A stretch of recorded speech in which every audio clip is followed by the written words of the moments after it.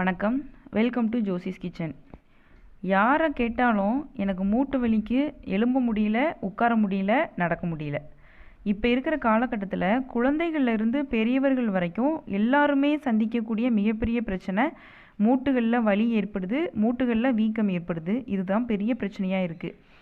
அதுக்கு காரணம் என்ன அப்படின்னா, நம்மளுடைய பாரம்பரிய உணவுகளை நம்ம மறந்து இருக்கிறதும், உடற்பயிற்சி இல்லாமல் இருக்கிறதும், சீக்கிரமே செலவு இல்லாமல் செய்யக்கூடிய உணவுகளை நம்ம உட்கொள்ளுறதும் தான்.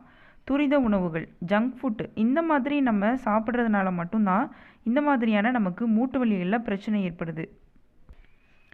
இந்த மூட்டு வலிக்கு இன்னும் நிறைய காரணங்கள் நம்ம சொல்லலாம். ஸ்மோக் பண்ணுறதுனால நமக்கு மூட்டு வலி வரும், தைராய்டு பிரச்சனை இருந்தாலும் வரும், உடல் எடை அதிகரிப்பு இருந்தாலும் வரும். அது மட்டும் இல்லை, பிளட் ப்ரெஷர் ஹையாக இருந்தாலும் வரும், பிளட்டில் சுகர் ஹையாக இருந்தாலும் உங்களுக்கு வரும். சொல்லப்போனால் இந்த மூட்டு வலி அப்படிங்கிறது ஒரு மெட்டபாலிசம் சீராக இல்லாத காரணத்தினால மட்டும்தான் உங்களுக்கு இந்த மாதிரியான பிரச்சனை வருது. மெட்டபாலிசம்னு சொல்லிகிட்டே நம்ம பேசிகிட்டு இருக்கோம். ஆனால் அந்த மெட்டபாலிசம்னா என்ன அப்படின்னு சொல்லிட்டு நம்மில் நிறைய பேர் தெரியாமல் இருக்கலாம். அந்த மெட்டபாலிசம்னா என்ன அப்படிங்கிறத பற்றியே ஸ்பெஷலாக ஒரு வீடியோ நான் போட்டிருக்கேன். அதோட லிங்க் உங்களுக்கு டிஸ்கிரிப்ஷன் பாக்ஸில் கொடுக்குறேன். அதில் போய் நீங்கள் செக் பண்ணிக்கோங்க. அப்படி இல்லைனா ப்ளேலிஸ்ட்டில் நான் மெட்டபாலிசம் அப்படின்னு சொல்லி போட்டு சேவ் பண்ணியிருப்பேன். அதில் போய் நீங்கள் செக் பண்ணிக்கோங்க. அந்த மெட்டபாலிசம் சீராக இருந்தது அப்படின்னாலே போதும், நமக்கு எந்த விதமான வியாதியுமே நமக்கு வராது. நம்மளுடைய ஹார்மோனில் சமநிலை இல்லாத காரணத்தினாலையும் நமக்கு இந்த மாதிரியான பிரச்சனைகள் வரும். பொதுவாகவே நம்ம மூட்டு வலி அப்படிங்கிறத 3 விதமாக நம்ம பிரிக்கலாம். ரொமட்டாய்டு ஆர்த்ரைட்டிஸ் சொல்லுவோம், இன்னொன்று ஆஸ்டியோ ஆர்த்ரைட்டிஸ் சொல்லுவோம், அதுக்கப்புறமா கவுட் ஆர்த்ரைட்டிஸ்னு சொல்லுவோம். இந்த 3 விதமாக நம்ம பிரிப்போம். ரொமட்டாய்டு ஆர்த்ரைட்டிஸ்க்கும் நான் வீடியோ போட்டிருக்கேன். அதோட லிங்க் உங்களுக்கு டிஸ்கிரிப்ஷன் பாக்ஸில் கொடுக்குறேன், செக் பண்ணிக்கோங்க. ரொமட்டாய்டு ஆர்த்ரைட்டிஸ் அப்படின்னா எந்த பிரச்சனையும் இல்லை. பொதுவாகவே நம்மளுடைய உடலில் ஏதோ ஒரு நோய் தொற்று, நோய் கிருமி உள்ளே போகும்போது அதை அழிப்பதற்காக நம்மளுடைய நோய் எதிர்ப்பு மண்டலம் நமக்கு போராடி அதை அழிக்கிறதுக்கு முயற்சி பண்ணும். ஆனால் இது தவறுதலாக நல்ல செல்களே நமக்கு அந்த நோய் எதிர்ப்பு மண்டலம் அழிச்சிட்டு அப்படின்னா அதுதான் நமக்கு ரொமட்டாய்டு ஆர்த்ரைட்டிஸ் சொல்லுவோம். இந்த காரணத்தினால நம்மளுடைய மூட்டு பகுதி, 2 மூட்டுகள் இணையக்கூடிய 2 எலும்புகள் இணையக்கூடிய நமக்கு பகுதிகளில் இருக்கக்கூடிய அந்த திசுக்களையும் சேர்த்து அதை அழிக்கிறதுனால நம்மளால் அந்த விரல்களை நீட்டவோ மடக்கவோ முடியாது. நீங்கள் சொல்ல கேள்விப்பட்டிருப்பீங்க, நான் காலையில் எந்திரிச்சு உட்காரதுக்கே எனக்கு அரை மணி நேரத்துலேருந்து 1 மணி நேரம் ஆகுது அப்படின்னு சொல்லி கேள்விப்பட்டிருப்போம். அந்த அளவுக்கு அவங்களுக்கு ஒரு வலியை ஏற்படுத்தும், ஒரு ஸ்டிஃப்னஸாக அவங்களுக்கு இருக்கும். அது மட்டும் இல்லை, எந்திரிச்சு உட்கார்ந்ததும் அவங்க அப்படி திரும்பி பார்க்கணும், கழுத்து திருப்பணும் அப்படின்னா கூட ரொம்ப டைம் எடுப்பாங்க.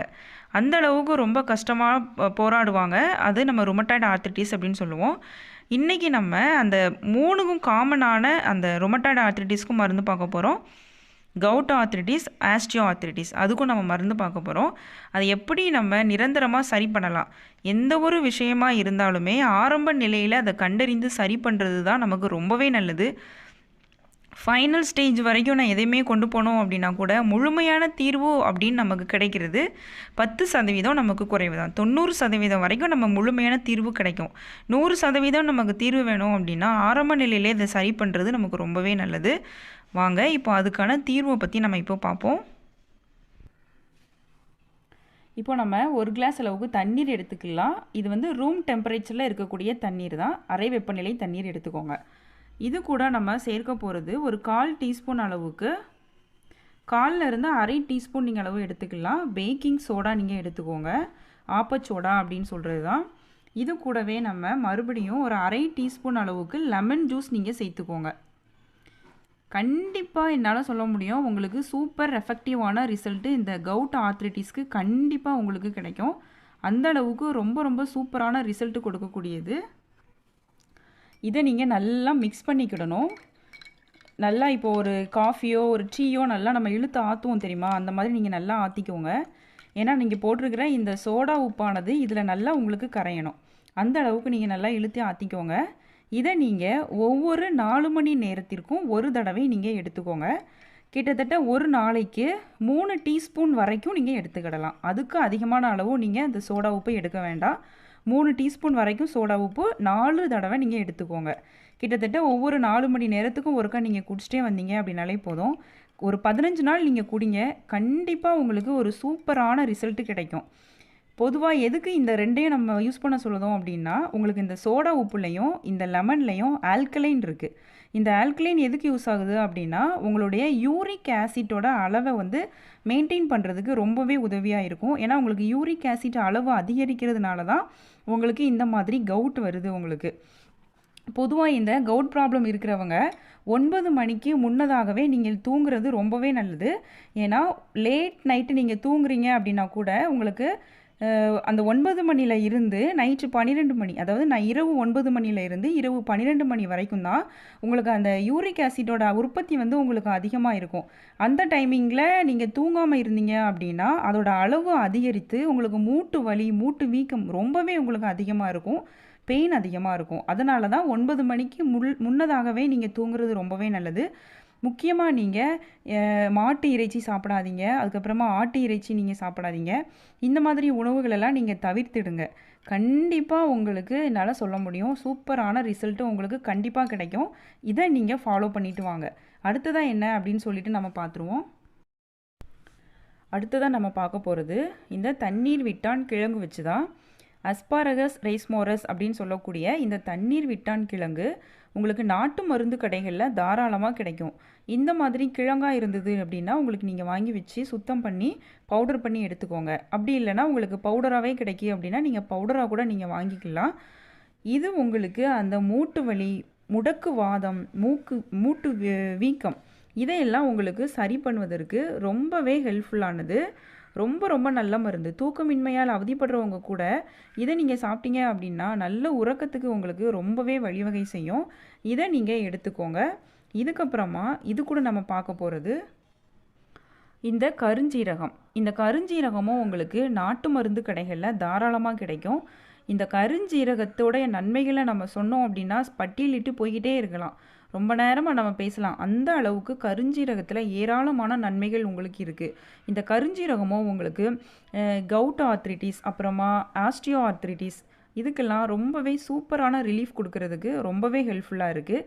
முக்கியமாக இந்த கவுட் ஆர்த்ரிட்டிஸ் இருக்கிறவங்கனாலும் சரி தான், ரொமட்டாய்டு இருக்கிறவங்கனாலும் சரி தான், கடல் உணவுகள் நீங்கள் சாப்பிட்றதையும் நீங்கள் தவிர்க்கணும். பன்றி இறைச்சி அதெல்லாம் நீங்கள் சாப்பிட்றத தவிர்த்து வந்தீங்க அப்படின்னாலே போதும்.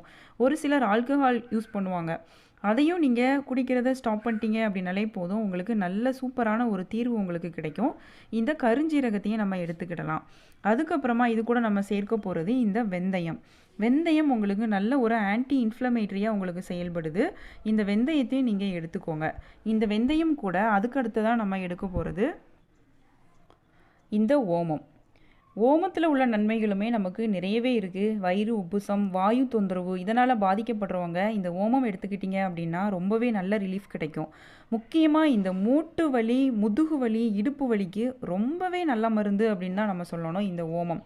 நிறைய நான் வீடியோ போட்டிருக்கேன், நீங்கள் வந்து பிளேலிஸ்ட்டில் போய் நீங்கள் செக் பண்ணிங்க அப்படின்னா எல்லாத்துக்குமே உங்களுக்கு மருந்து கிடைக்கும். டயாபெட்டிஸாக இருக்கட்டும், பிளட் ப்ரெஷராக இருக்கட்டும், மூட்டு வலி, உடல் எடை குறையிறதுக்கு, உடல் எடை கூடுவதற்கு இன்னும் நிறைய நான் வீடியோ போட்டிருக்கேன். நீங்கள் பிளேலிஸ்ட்டில் போய் நீங்கள் தாராளமாக செக் பண்ணிக்கோங்க என்னுடைய சேனலில்.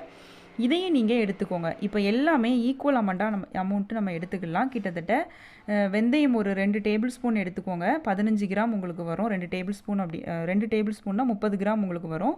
அதே மாதிரி இதுவும் ஒரு 30 கிராம் அளவு எடுத்துக்கோங்க. அதுக்கப்புறமா இந்த தண்ணீர் விட்டான் கிழங்கு இதையும் நீங்கள் ஒரு 30 கிராம் அளவுக்கு எடுத்துக்கோங்க. பவுடராக கிடச்சிது அப்படின்னா பவுடர்லேருந்து 30 கிராம் எடுங்க.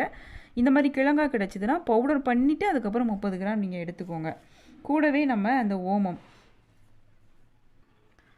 கருஞ்சீரகமும் நீங்கள் 30 கிராம் எடுத்துக்கோங்க.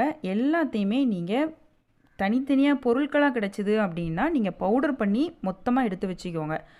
பவுடராகவே எல்லாம் கிடச்சிது அப்படின்னா நீங்கள் அதில் இருந்து 30 கிராம் எடுத்து நீங்கள் ஒன்றா மிக்ஸ் பண்ணி நீங்கள் ஒரு ஏர்டைட் கண்டெய்னரில் போட்டு வச்சுக்கோங்க. அளவுக்கு அதிகமாக நீங்கள் ஸ்டோர் பண்ணி வைக்க வேண்டாம், கெட்டு போயிடும். ஒரு 2 வாரத்துக்கு தேவையான அளவுக்கு நீங்கள் ஸ்டோர் பண்ணி வச்சுக்கோங்க. இதில் இருந்து இப்போ நம்ம 4 பொருட்கள் சொல்லியிருப்போம். இந்த 4 பொருட்களுடைய கலவை உங்களுக்கு 120 கிராம் உங்களுக்கு வரும் அப்படின்னா அந்த 120 கிராம் மொத்த கலவையில் இருந்து ஒரு 5 கிராம் நீங்கள் எடுத்துக்கோங்க. கிட்டத்தட்ட 1 டீஸ்பூன் உங்களுக்கு வரும். அந்த 5 கிராம் பவுடரை காலையில் நீங்கள் வெறும் வயிற்றில் குடிக்கணும், வெதுவெதுப்பான 200 ml தண்ணீரில் மிக்ஸ் பண்ணி. இந்த மாதிரி நீங்கள் தொடர்ந்து ஒரு 30 நாள் வரைக்கும் நீங்கள் ஃபாலோ பண்ணிவிட்டு வாங்க. கண்டிப்பாக உங்களுக்கு எல்லா விதமான பிரச்சனையுமே உங்களுக்கு சரியாகும். மூட்டு வலி இருக்குது அப்படின்னு சொன்னாலே மலச்சிக்கல் கண்டிப்பாக இருக்கும். மலச்சிக்கல் இருந்தது அப்படின்னா கண்டிப்பாக மூட்டு வலியும் இருக்கும்.